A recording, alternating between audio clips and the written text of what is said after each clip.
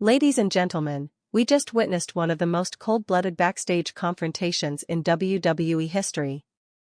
Roman Reigns, yes, the tribal chief, just walked back into WWE with more fire, more fury, and more silence than we've seen in months. And this time, he didn't say much, but he didn't have to. Because when Roman Reigns locks eyes with you, it's not just a stare. It's a storm warning. And if your name is Paul Heyman, you're about to need more than words to save yourself. What happened backstage between Roman Reigns and Paul Heyman was not part of the show. This wasn't scripted entertainment. This was raw, personal, and brutal. For those of you who think you've seen all the drama the Bloodline had to offer, buckle up. This is only the beginning of the end. Let's unpack what went down, frame by frame. And trust me, you won't look at Paul Heyman the same after this. Roman Reigns disappeared after WrestleMania 40. The tribal chief walked away from the chaos, the betrayal, and the implosion of the Bloodline. Some said he was done. Others believed he was regrouping. And then, on the latest episode of WWE Raw, with no entrance music, no pyro, no warning, he returned. Just imagine it, the camera cuts backstage during a chaotic segment, and suddenly, silence. You hear a door slam. The cameraman swings around. And standing there, in a black hoodie, that trademark scowl on his face, Roman Reigns. Not smiling. Not speaking. Just watching. The energy in the arena shifted instantly. Fans online lit up like a Christmas tree on fire. Roman Reigns wasn't here to play. He was hunting. Paul Heyman, the man who has talked his way out of more betrayals than there are Brock Lesnar suplexes. But not this time. This time, his mouth couldn't save him. As he turns a corner, phone still in hand, he freezes. The camera pans. And there, standing in the shadows, Roman Reigns. Cue the stare. The most spine-chilling, soul-crushing, don't you dare blink stare you've ever seen.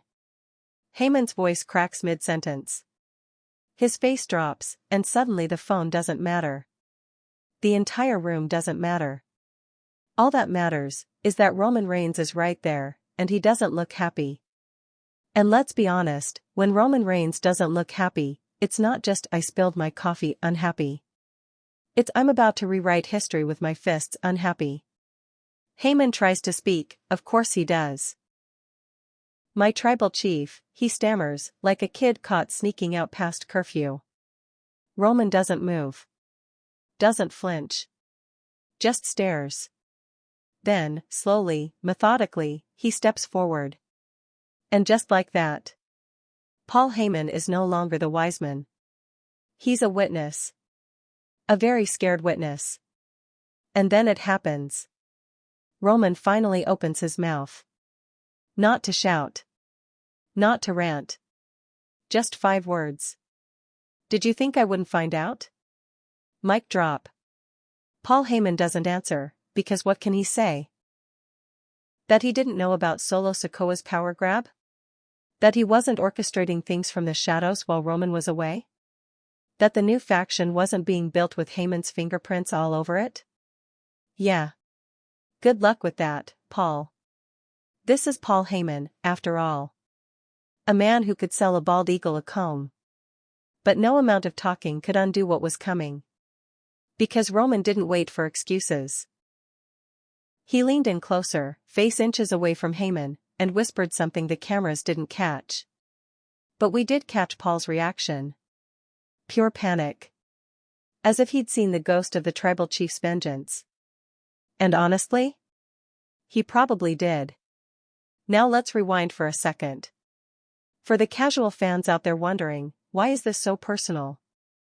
Let me break it down. Paul Heyman isn't just some manager in Roman's story. He was the architect behind the Bloodline's dominance.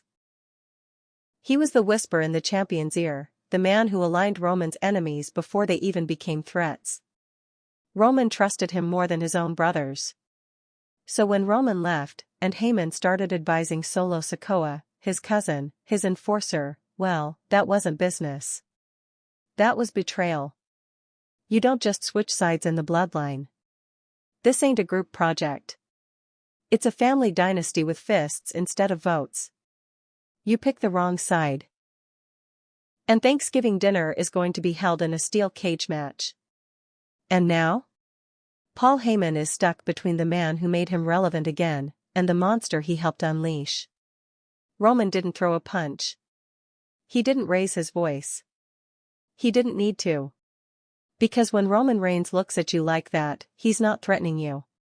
He's warning you. He's telling you, your time is almost up. And if you've watched enough Bloodline history, you know what happens after the stare. Ask Sami Zayn.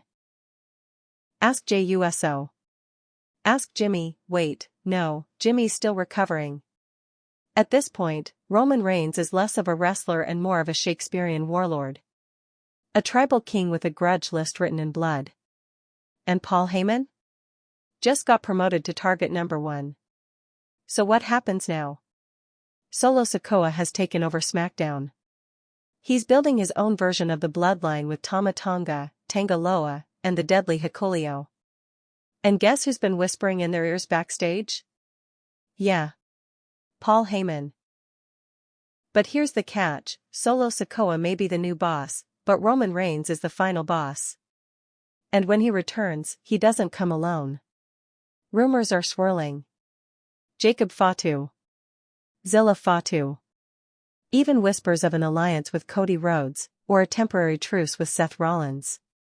And you know something's cooking when Roman Reigns doesn't bring the fire, he is the fire. This confrontation with Paul Heyman? It wasn't just a warning. It was Roman's declaration that he's done being silent. The king is coming back to take what's his, and he's starting with the man who betrayed him the most. And Paul? Well, he might want to start practicing his groveling. Or at least update his will. The internet exploded the moment this segment aired. Some fans are calling it the beginning of the Reigns resurrection. Others are convinced Heyman's time is up. And the memes? Oh, the memes. Let's just say if Paul Heyman's Fear had a Twitter account, it would already have 10 million followers. One viral clip showed Heyman's face side by side with a cat about to fall into a bathtub. The resemblance was uncanny. Another post simply read, Roman blinked. Paul flinched. I screamed. But let's be honest. This wasn't just good TV. This was a power move disguised as a stare down. Roman Reigns knew exactly what he was doing. And he knew we'd all be watching. This confrontation wasn't the climax. It was the prologue. Roman Reigns is officially back. Not just as a competitor, but as a strategist. A lion stalking his prey, and his prey just happens to be the man who once called himself the Wiseman. But after tonight, that title is starting to sound more ironic than earned. And the scary part? Roman didn't say much. Which means the next time we see him, he won't be using words. Stick around, because in the next chapter, we'll break down what's really going on behind the scenes. Who is Roman secretly aligning with? What happens when he confronts Solo Sikoa? And where does this leave the bloodline headed into SummerSlam? Trust me. You won't want to miss it. Backstage politics in WWE aren't always scripted, but sometimes, they're better than fiction. Because while Roman Reigns just sent a warning to Paul Heyman, there are whispers, yes, whispers, that this confrontation wasn't just an act of vengeance. It was a signal. A signal to those watching from the shadows. To those who've been biding their time. Men like Jacob Fatu. Zilla Fatu. Even wrestlers outside WWE who see Roman Reigns as more than just the tribal chief, they see him as a movement. Sources backstage are reporting that Roman's return was orchestrated to coincide with multiple contract negotiations. Coincidence? Please. In Roman Reigns' world, there are no coincidences, only chess moves. And Paul Heyman? He just got checked. Let's talk about the wild card in this tribal chessboard, Jacob Fatu. This man is not your typical enforcer. He doesn't smile. He doesn't cut cute promos. He destroys. And we've been hearing from trusted sources in Stamford that Jacob Fatu is WWE ready.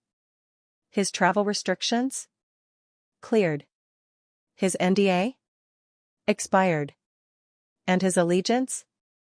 Unconfirmed, but strongly leaning Roman. Why? Because family knows family. And Jacob has been watching Solo Sikoa tarnish the name of the bloodline with gang tactics and chaos. That's not how the dynasty is supposed to rule. That's not how Roman built an empire. So when Roman shows up and stares down Paul Heyman, what he's really doing is laying the groundwork. He's saying to Jacob, I'm back. Now bring the war. Now let's not forget the name that's been echoing in hushed tones across the performance center, Zilla Fatu. The son of Umaga. The next generation. And guess what? He's not looking to be a background player. Zilla has been quietly building his skills, making dark match appearances, and earning respect. If Roman is the general, and Jacob is the muscle, Zilla is the spark. He brings that unfiltered rage that made Umaga a legend. And if you think Roman isn't watching, you've never studied his playbook. Meanwhile, Solo Sikoa is out here trying to build the dollar store version of the bloodline with 3 angry cousins and a stolen entrance theme. Bless his heart.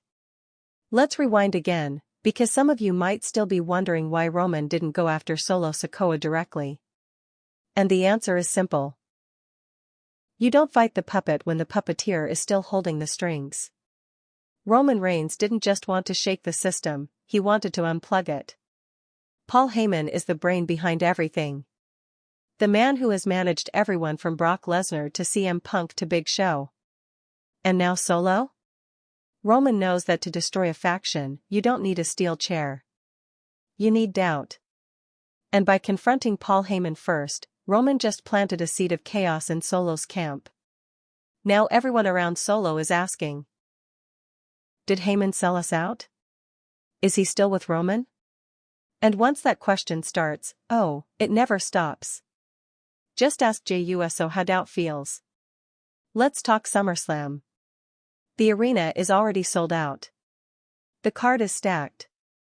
But now, with Roman Reigns officially back in the mix, the game just changed. Rumors suggest that WWE is heading toward a clash of Bloodline versus Bloodline, Roman Reigns, Jacob Fatu, and Zilla Fatu versus Solo Sikoa, Tama Tonga, and Hikuleo. It's no longer about titles. It's about legacy. Who controls the family name? Who gets to wear the crown? And where does Paul Heyman end up when the dust settles? Spoiler alert, probably in a hospital bed or witness protection. There was a time Paul Heyman stood confidently behind the most dominant champion of the modern era. He was the mouthpiece, the strategy, the safety net. But now? He looks like a man cornered by his own prophecy. Paul Heyman once said, Roman Reigns is not a prediction. He is a spoiler. And now? Roman Reigns is his spoiler. Heyman knows Roman doesn't forget. Roman doesn't forgive. And Roman doesn't confront people unless there's already a plan in motion. So when Roman looked him in the eye and said, "Did you think I wouldn't find out?" He wasn't asking a question. He was delivering a sentence. #TribalChief started trending the moment the segment aired. But here's the part that got everyone talking. A leaked audio clip surfaced. One where Paul Heyman can be faintly heard muttering after the camera's cut, "He's not supposed to be here yet, we're not ready." Oh? Not ready, Paul? You had months to prepare, and now you're surprised the king has returned to claim his throne? Welcome to the Bloodline Civil War, sponsored by regret and betrayal. Roman Reigns isn't rushing. He's watching. Studying. Planning. Because real leaders don't charge into battle with a steel chair, they build an army. He knows what Solo Sikoa is doing. He knows Paul Heyman is the thread holding that fake bloodline together. And he knows the fans are starving for redemption, vengeance, and that iconic Superman punch through betrayal. So what's next? Roman Reigns isn't just looking to reclaim the head of the table. He's looking to burn the whole table down. And from the ashes, rebuild something worthy of the Anoa'i name.